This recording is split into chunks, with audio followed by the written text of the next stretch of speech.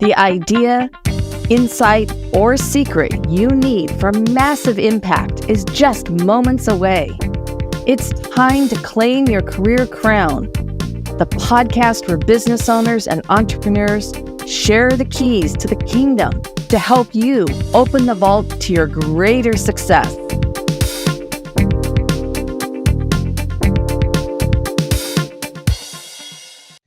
Hello, everyone, and welcome to Petite to Queen's Claim Your Career Crown podcast.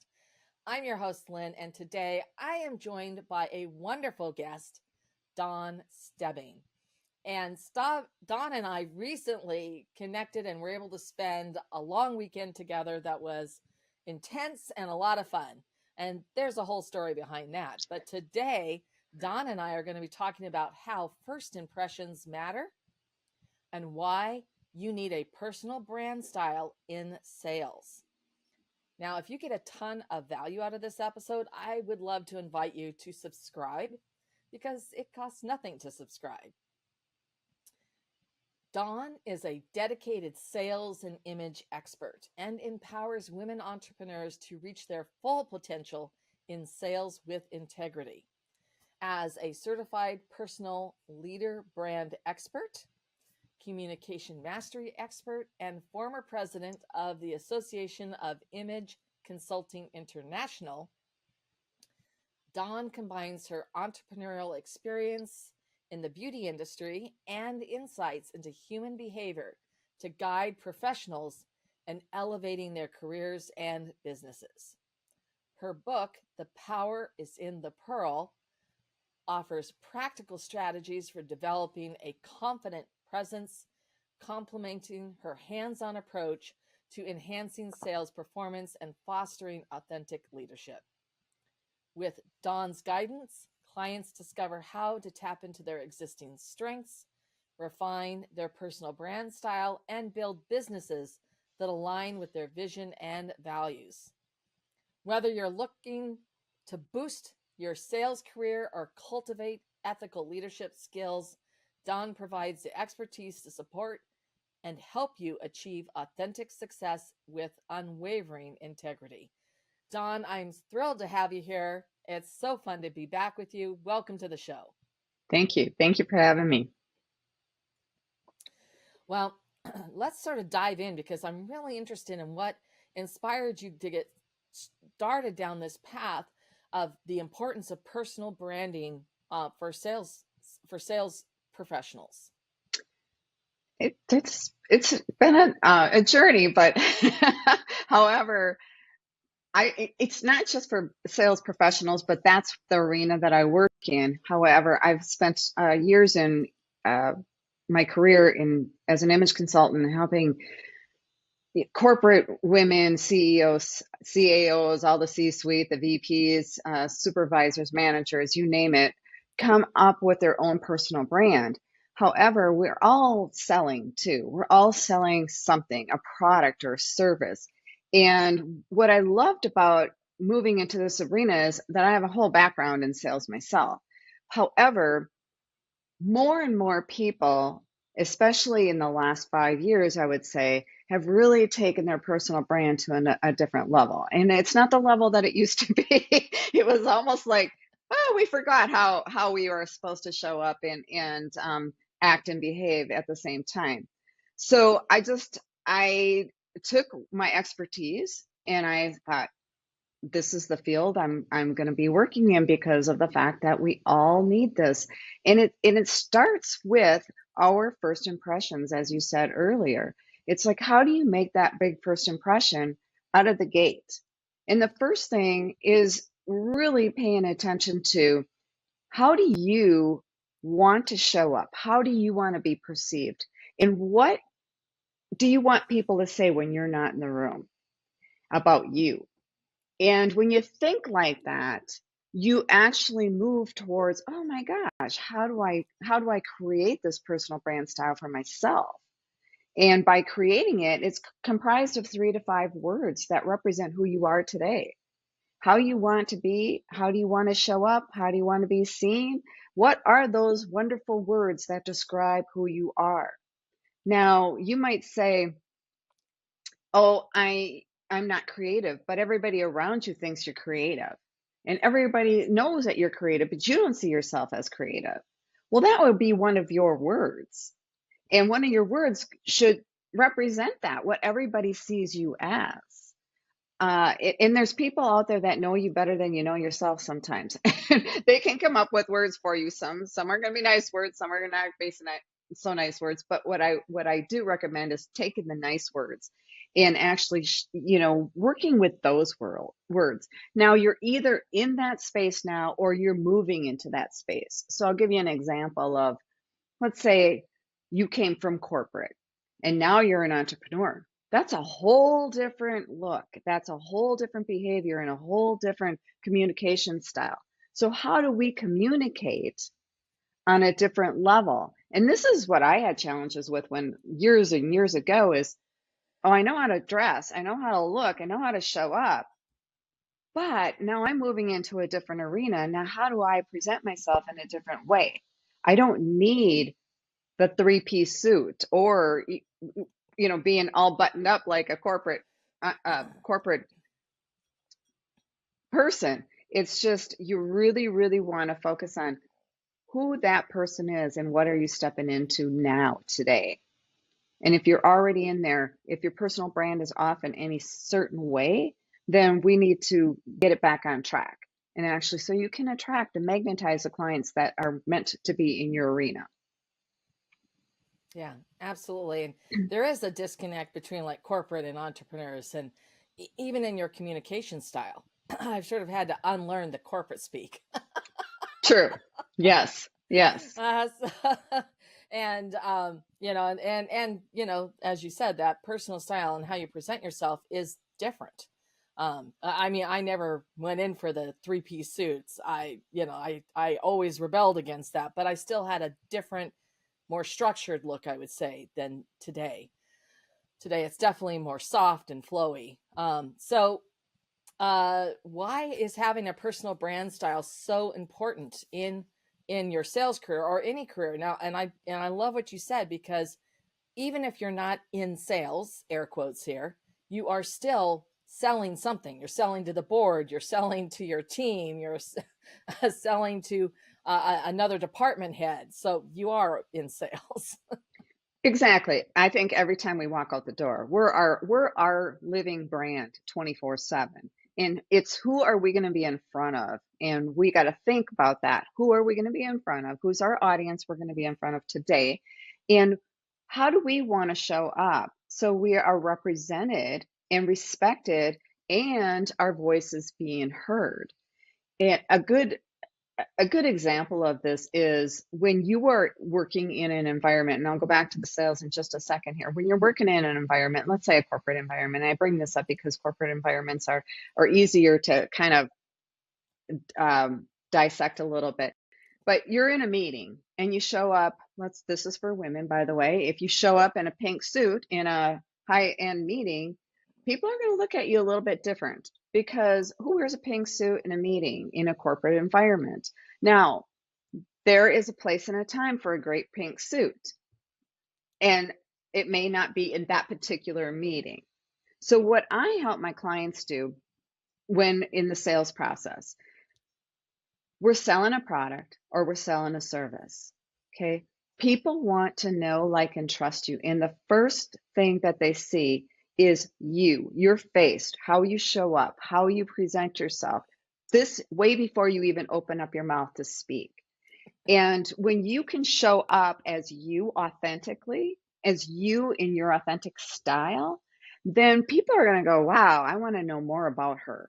I want to know more about him. I want to know more about, they look like they have something interesting to say. I want to chat with you. Because people have an aura about them when they walk in. They look the part. They feel great, and they just kind of walk a different way. They talk a different way. They smile. They have this whole different persona that they have about them, where people notice that right away. And it's like, oh my gosh, yeah, I see that. So when it comes to sales, that's when you're selling to a customer, a client, potential company, whoever it may be. You want to make a good first impression, and that first impression is whether they are going to even acknowledge you or not. And some people might say something to the effect as, if you're not dressed or looking the part, they might just blow you off.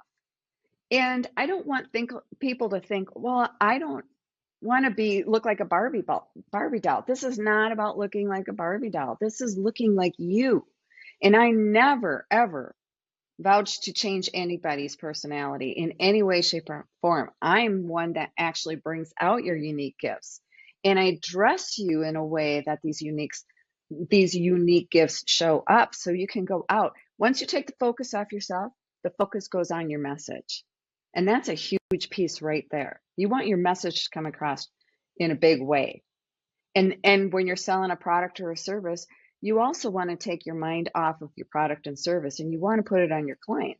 You don't want to be fiddling around with what you look like and how you show up. You just want to make sure that the client is being heard and listened to. Yeah, absolutely. You're singing to the choir and client thinking, as you know. I always Yes. talk about that. That's why we're like instantly connected.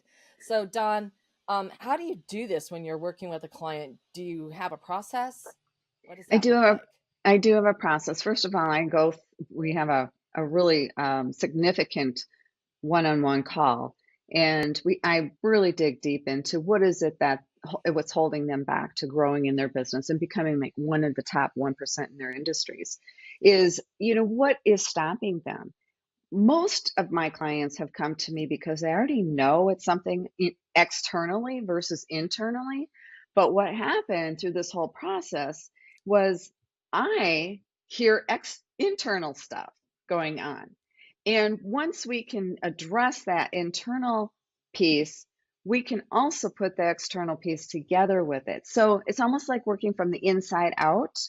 A lot of people want to just fix the outside. Well, that's a quick fix, don't get me wrong, but that's not going to fix what's going on internally. Your mindset, how you sell, how you speak, how you come across, and how you approach people. Because you could be pushy, still look great, but be pushy.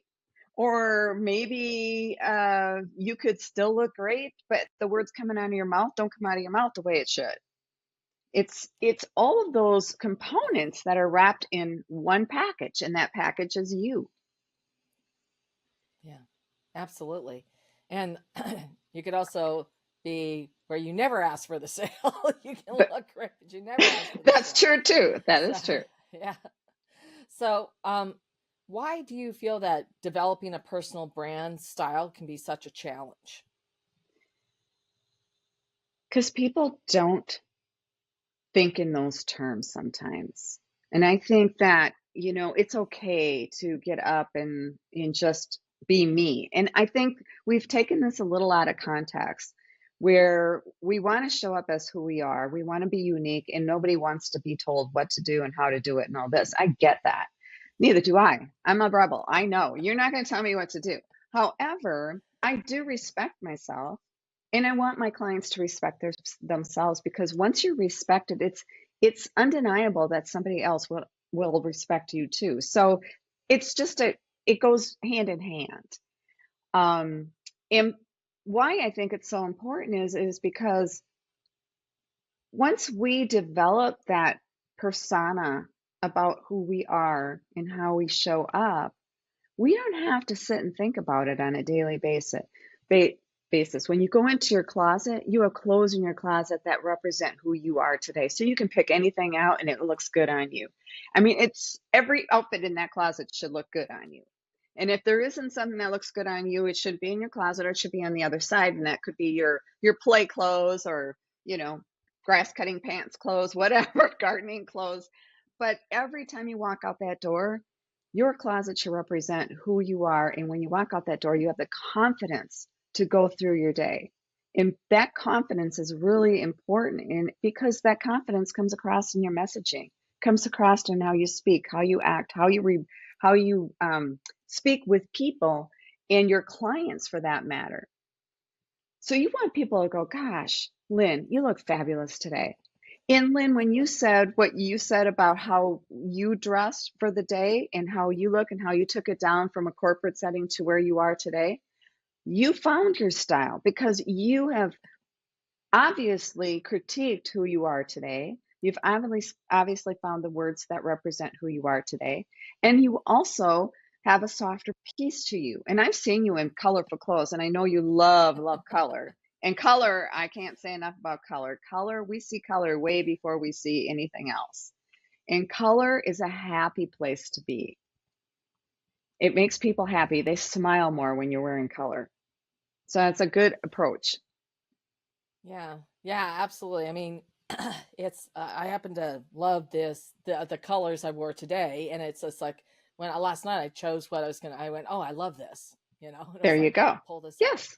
and but that's a thing, a lot of my it's like there are some things that I'll wear in different types of settings. To your point, and but I think that especially after coming out of COVID and really switching so much things to virtual, I have really picked up that people have developed a blind spot around their personal brand because it may be virtual, but you're still showing up to that meeting, to that event, to that whatever it is. Uh, and I've been, and it immediately it does communicate something. Yes. So, I mean, I'm projecting a little bit here, but I'd love to hear your take on why the personal brand has literally typically, in my view, become a blind spot. Again, well, let me go here. And not for One, everyone, but for many. well, right. And because a lot of things have gone, there's a blind spot everywhere today. I can see it everywhere. But I want you to think in terms, let me go back to your question. Why is it a blind spot? Is because I think when we went to business casual, they took business casual to a whole nother level. And I'll give you, for instance, my husband was in sales and he was at the top of the sales game and he was one of the top salespeople in his company. And when they went to business casual, he started wearing khakis and polo shirts and stuff. And I thought, that look does not look great on you. And he'll go, why? What? And I said, honey, I said, listen, for where you are in your career, you want to look the part because you are pulling in that type of a client right now. Is dress pants and a dress shirt, if that should be your business casual, not a polo shirt and khakis. Now, there's a place and a time for that. However, but a lot of people didn't understand that because this is where it went wrong is everybody has a guidebook in their company and they did not redo the rules, the dress rules in those guidebooks when they did this. And a lot of people took, okay, now we can wear jeans on Friday. Well, jeans. Okay, so did they ever specify what kind of jeans? No, not until after everybody started coming in with the ripped jeans. And they're the ugliest jeans that they probably could have had on, or the ones that don't fit them appropriately. We just, nobody came in and taught people what it really was about until after it got out of hand. So now we were trying to fix it. And then when COVID hit, we all sat in our houses and wore pajamas. And we were getting on Zoom. I mean, you'd be lucky if anyone combed their hair, brushed their teeth, washed their face, and put on a decent shirt. So we saw a lot of that. But what I really want to say about this is we want to think about customer experience. What do you want your customer experience to be about you?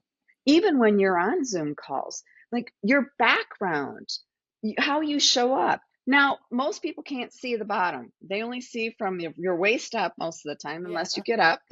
Hopefully you're wearing pants. That's been a joke. Yes. But for the most part, if you can look presentable from the head down to your waist, and you're talking on Zoom and you feel good in what you're wearing and you look good like I said, it's who you are. You want to be representing you, not a model down the street, not the Barbie doll effect. It's you. Who are you and how do you want people to experience you when you first get on the call together? And when they can have that experience, they know, like, and trust you. I mean, you're going for the know, like, and trust. So Yeah. that's where we're going with this. Yeah, and that is so true.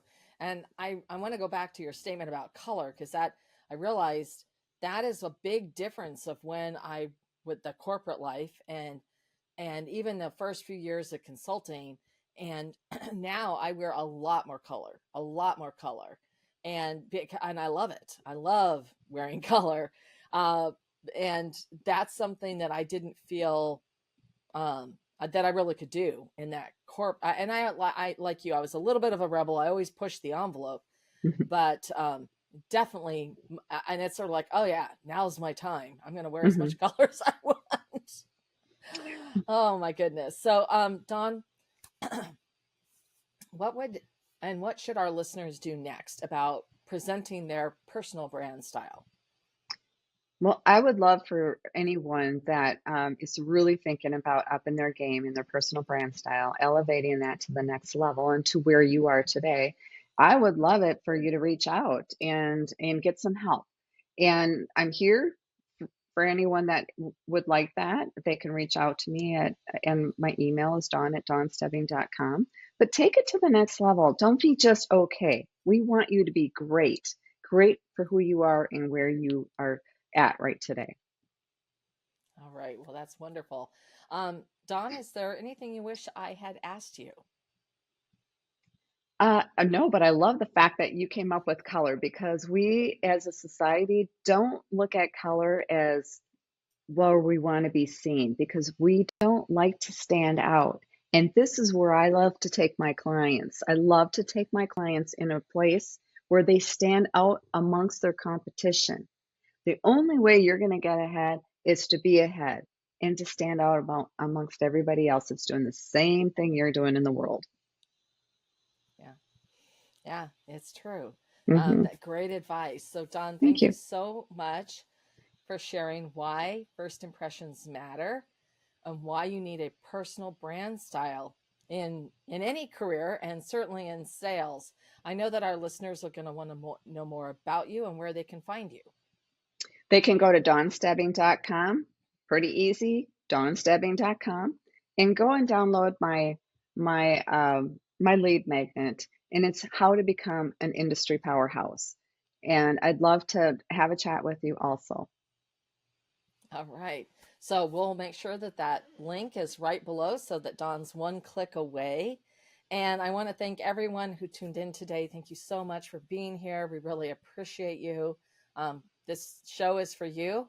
And it's been such an informative discussion.